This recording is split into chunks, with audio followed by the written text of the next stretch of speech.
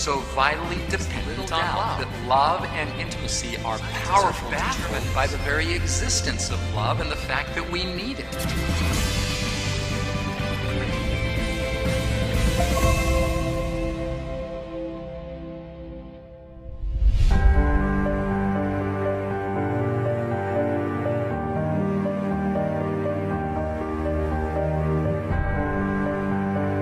Back in the 13th century, the German king, Frederick II, conducted a diabolical experiment intended to discover what language children would speak if never spoken to. He had a hunch it would be German. Some things are just obvious, right?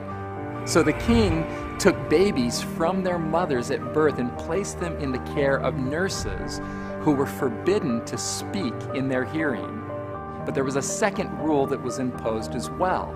The nurses were forbidden to even touch the infants. To his great dismay, Frederick's experiment was cut short, not before, however, something tragically significant was revealed regarding human nature. As you may have guessed already, the babies grew up to speak no language at all because they died.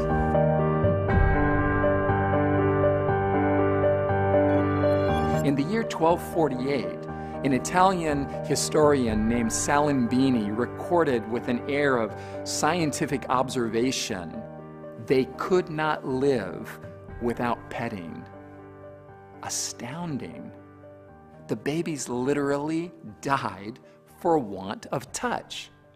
Modern medicine calls this phenomenon failure to thrive. For some reason, we humans flourish under the influence of love and we gradually die without it.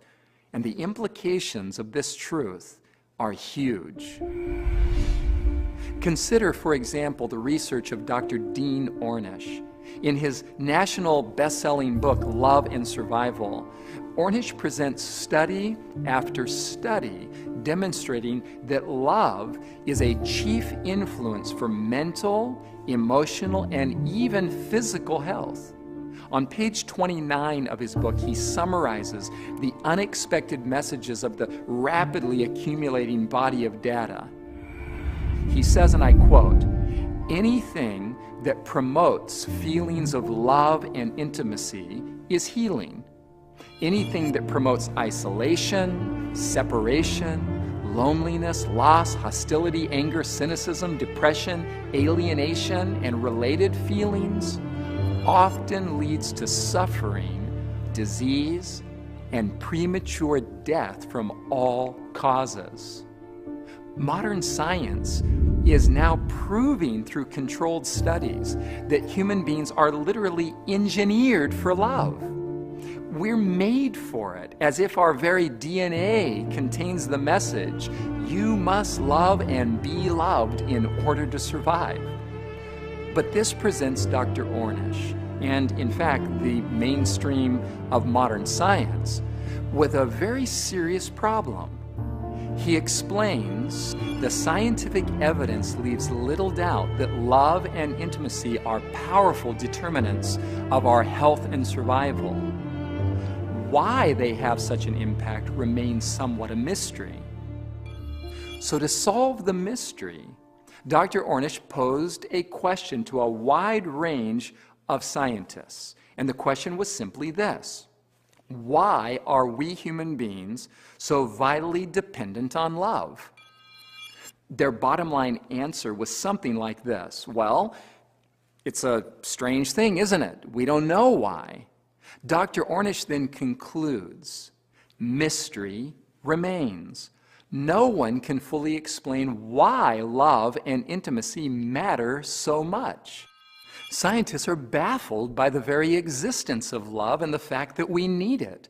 But why are they baffled? Well, quite simply, because love creates a break, actually a contradiction, in the train of logic in the evolutionary worldview. The problem for many scientists is that they are trying to understand the human need for love within a paradigm of reality that does not allow for the existence of love. I mean, think about it.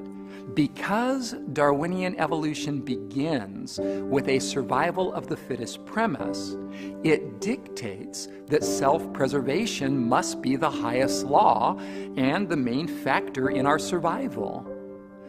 But then you have love, which by contrast is essentially self-giving rather than self-preserving, and therefore it makes no sense in the evolutionary context.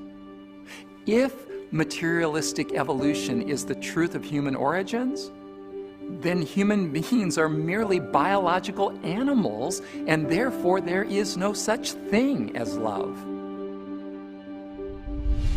And yet, here we are, creatures who thrive on love and are utterly dependent on it. A tenacious desire to love and be loved pervades every human heart. We try to explain it with no reference point beyond ourselves. We seek its satisfaction in countless material pursuits, but it remains larger than anything this world can offer, more persistent than our most determined resistance, and insistently fixed on something more than ourselves. We can't help but ask ourselves the obvious question at some point: what is that something more that we so desperately long for as human beings? Well, in two simple declarations, the Bible offers this answer: God is love, and God made mankind in His own image. Mystery solved.